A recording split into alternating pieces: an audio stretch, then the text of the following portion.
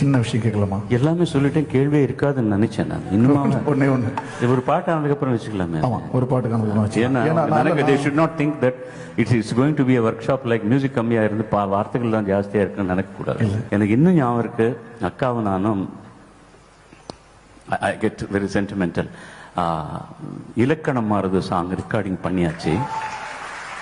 பண்ணதுக்கப்புறம் அன்னைக்கு நைட்டு ஒரு 10:30க்கு அண்ணி ஃபோன் பண்ணாங்க, மிஸ்ஸஸ் விஸ்வநாதன் அவர்கள்.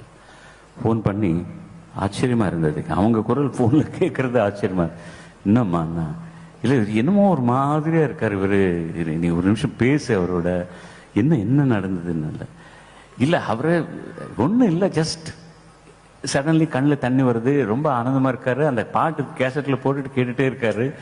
என்ன எனக்கு தெரியல தம்பி, ஒரு நிமிஷம் பேசுங்கன்னா. அண்ணா வணக்கம், பாலு வாணியும் நீயும் என் பாட்டு எவ்வளவு அழகாக பாடிருக்கீங்கப்பா. எனக்கு கேட்க கேட்க எத்தனை பேர் உங்க மாதிரி எல்லாம் என் பாட்டுக்கு உயிர் விட்டுருக்காங்க. யார் சார் இந்த காலத்தில் பேசுறது அப்படி? He was talking about teamwork. Real team man was Mr. M.S. Viswanathan. ஒருத்தர் பற்றியும் சொல்லாமல் இருக்கவே மாட்டார். அவர் மியூசிஷியன்ஸில் வாசித்தவங்க பற்றி, ரெக்கார்டிஸ்ட் பற்றி, பாடினவங்க பற்றி, ஒருத்தரை பற்றி இவ்வளவு குறை சொன்னது நான் கண்டல, நான் பார்க்கல. இவ்வளவு குறை கூட. And he had so many principles with him. ஒரு பாட்டு எடுத்தாச்சுன்னா இன்னொரு வாய்ஸ் வச்சு அதை ரீப்ளேஸ் பண்ணவே மாட்டார் அவர். என்ன சொன்னாலும் சார், ஒருவேளை அப்படி பண்ணணும்னா வேற டியூன் பண்ணி நான் பண்றேன் தவிர, இந்த பாட்டு நம்ம நினைச்சோம் அவர் தான் பாடினா, அவர் தான் பாட வச்சோம், யாரா இருந்தாலும் சார். அப்படி அப்படி ஒரு ஒரு ஒரு ஒரு கொள்கை, ஒரு கொள்கை. நீங்க அவரும் டிஎம்எஸ்ஆரும் பாடும்போது பார்க்கணும், ரெக்கார்டிங் தியேட்டரில் எப்படி இருக்குன்னா, அடுத்த நாள் இவங்க 2 பேரும் சேர்ந்து வேலையே செய்ய மாட்டாங்க அப்படின்றதுக்கு ஒரு சண்டை, அந்த சச்சரவு வந்துடும். எந்த அளவுக்கு போகும்னா சிலது நான் சொல்ல முடியாது இங்க. நான் இந்த பாட்டுக்காக உங்களை கூப்பிட்டேன் பாருங்க, நான் யார்கிட்ட போய் சொல்லணும்? நீ கூப்பிட்டேன், நான் கூப்பிடதே நான் வந்துட்டேன் பாரு, நான் யார்கிட்ட போய் சொல்லணும்?